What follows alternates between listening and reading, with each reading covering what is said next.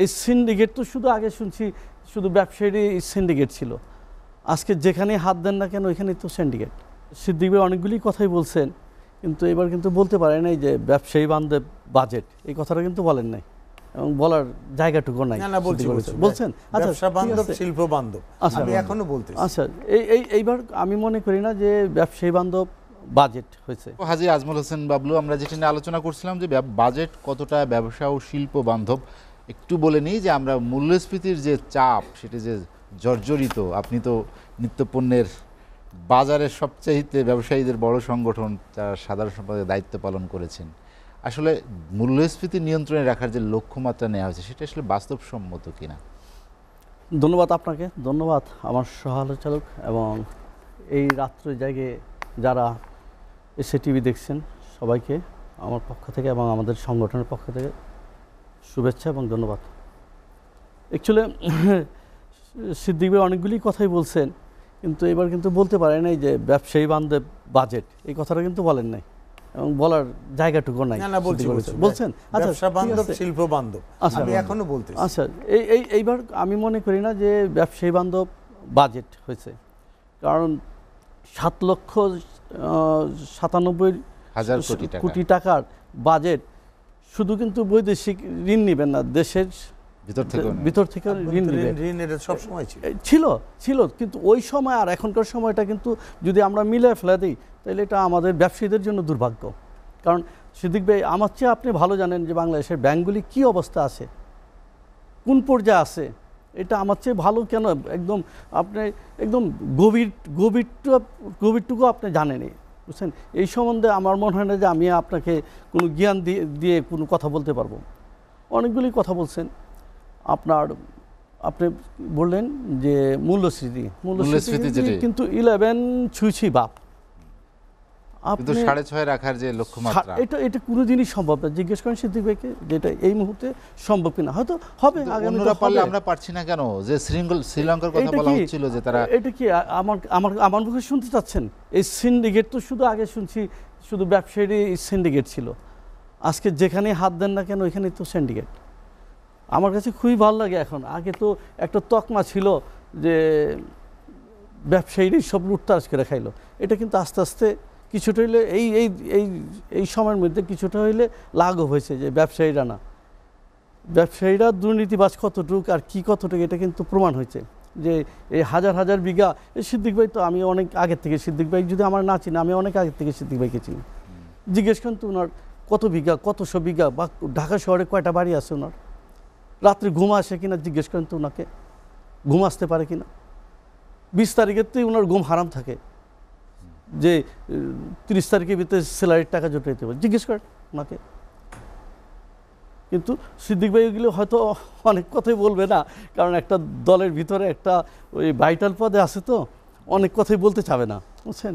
আমি যেটা সত্য কথা সেটা বলবো। বলবেন তো ব্যবসায়ীদের জন্য। সিদ্দিক ভাই আমরা তো রেসপেক্ট করি এই জন্যই যে আপনি শুধু একটা দলের নেতৃত্ব দেওয়ার জন্য ঢুকেন, একজন ব্যবসায়ীদের নেতৃত্ব আপনি দিয়েছেন এবং সফল। আপনাকে বিজিএমে থাকাকালীন যত মানুষ আপনারকে চিনত, আজকের বিজিএমের সভাপতি কয়জনের নাম জানে বলেন দেখি আপনি? এটা আমরা কথা নাই না, বলতে হবে ভাই। এই যে আজকে অ্যাসোসিয়েশনগুলি, এই সংগঠনগুলি এক এক করে আমরা কিন্তু ধ্বংস করে দিতেছি, এগুলি বলতে হবে তো, এক এক করে জবান খুলতে হবে। যদি আমরা জবান না খুলতে পারি তাহলে এই আজকে আরও বেনজির তৈরি হবে, বেনজিরের মতন হাজার বেনজির কিন্তু উপস্থিত আছে চোখের সামনে।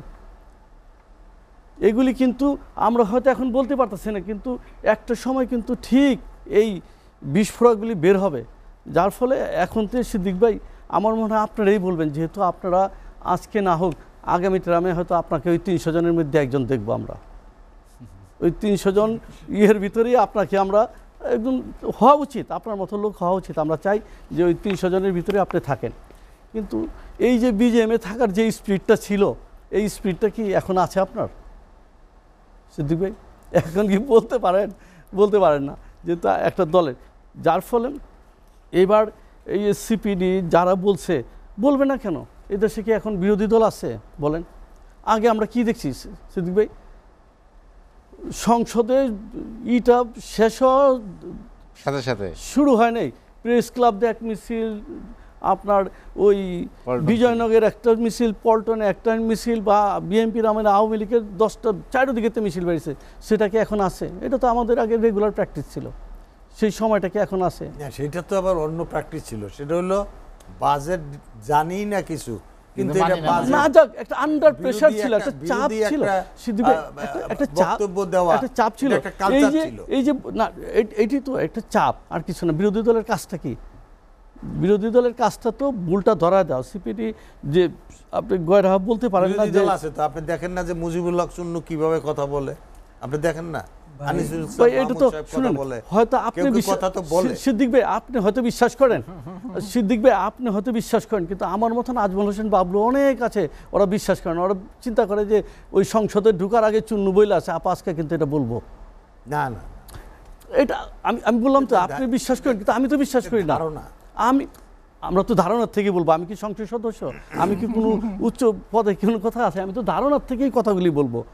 যে ব্যক্তি দৌড়ায় প্রাইম মিনিস্টার কাছে একটা বিরোধী দল যা কীভাবে ইটা করবে, কারে নমিনেশন দিবে, কারে সংসদে ঢুকবে, সেই ব্যক্তি এই সংসদে চিল্লাচিল্লি করে কথা বললে কি আমরা বিশ্বাস করব? যত কিছুই সরকারের সাথে আলাপ করুক, প্রাইম মিনিস্টারের সাথে আলাপ করুক, যখন সংসদে বসবে তখন তো সে যদি কোনো কিছু ভুল পায়, সে কথাটা তো সে বলতে পারে, অবশ্যই তার রাইট আছে, বলবি। ওইটা নিয়ে আমাদের কোনো এটা তর্ক কেউ নাই। বাধা দিচ্ছে না। কিন্তু এই কথাগুলি কি মানুষ বিশ্বাস করে যখন ওরা বলে? অবশ্যই বিশ্বাস করে, কেন না করবে না? সিদ্দিক ভাই, এটা কারোই বিশ্বাস করে? আপনি দেখেন এই যে আপনার কি বলে এই সাম্যবাদী কি দাদার নাম কি, দিলীপ বড়ুয়া দেখেন, যখন আমির হোসেন আমুর সাথে 14 দলের মিটিংয়ে বসে যে কথা বলে, একে একে কি এই কথাগুলি বলে, উনি যে এই কথাগুলি, আমি তো বিশ্বাস করি না যে সংসদের ভিতরে 80% এলে কালোবাজারি স্মাগলার, এই কথাটা কি আমরা বিশ্বাস করতে হবে? আমার এটা কি আমরা, যারা আমরা সচেতন নাগরিক, কিন্তু আওয়ামী লীগের ভিতরে এখন বলতেছে।